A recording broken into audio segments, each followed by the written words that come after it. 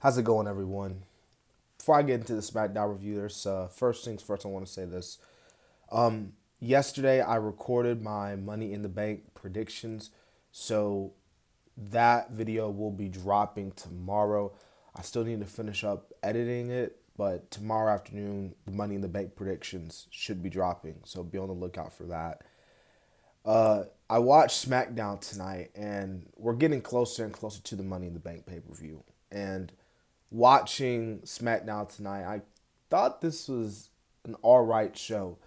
There were two matches that I know was supposed to take place, but they got changed and they didn't happen. Like instead of LA Knight, Booch, and Santos Escobar in a triple threat match, we had LA Knight and Rey Mysterio, which was the first match on the show, which we're going to talk about. And then Bayley and freaking Shotzi were supposed to fight for Bayley's, ladder match qualification on the line. But that match didn't take place, obviously, tonight. That match got cut due to reasons that I honestly don't know of. But nonetheless, the show kicked off with the Usos. I thought this was a really nice opening segment. The Usos pretty much saying, like, we love you, Roman. We love you, Solo. We're y'all family. But the problem, the snake, is that wise man, Paul Heyman. So the Usos really going in, talking about how they're going to war and all that. And it was a really good opener, and I thought the Usos cut a really good promo. Now, the very next thing that we saw on the show, the opening contest, it was LA Knight versus Rey Mysterio. And again, just to show y'all that LA Knight is just over with this crowd, LA Knight got cheered over Rey Mysterio. So LA Knight won, and honestly, it was a clear victory. So good for LA Knight as he gets more momentum heading into the Money in the Bank pay-per-view next Saturday. Now, we had Grayson Waller, and I've been seeing a lot of people saying, yo, when is Grayson Waller going to wrestle? When is he going to wrestle? Apparently, the reason why Grayson Waller hasn't wrestled yet was he suffered an injury in his last NXT match with Carmelo.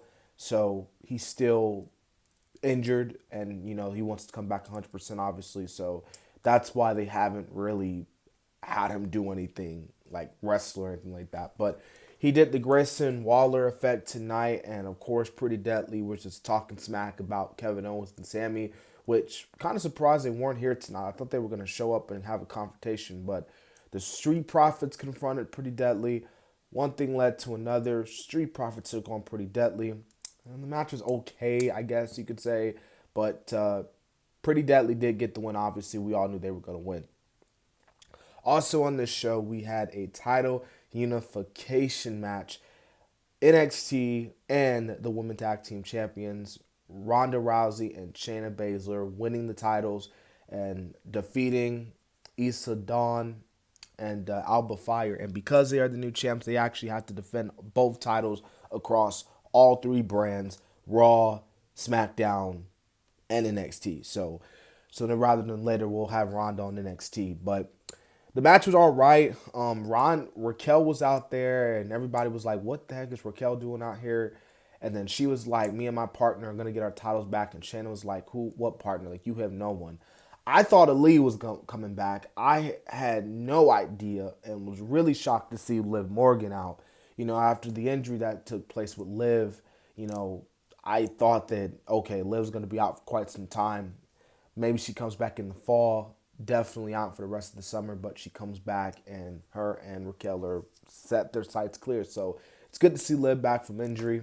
I actually heard Dakota Kai is actually her injury speeding up well for an ACL tear, I believe, happened with her. That's good news to hear as well. Also on the show was Charlotte and Lacey. I didn't care for this match. Come on now. This really should have just been a squash match. Like, Lacey shouldn't have gotten any offense in whatsoever. Charlotte winning was we knew it was gonna happen, but Asuka attacked her after the match.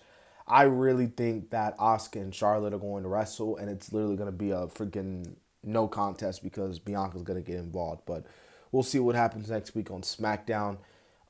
Main event man, Sheamus and Solo Sikoa. You could tell Solo was not in a good mood. Obviously, rightfully so after what happened last week. But him and Sheamus, I thought their main event was pretty good for the most part. But I thought the ending was really cool. and the ending I felt like capped off overall what was a just a it was a kind of a mess show for the most part.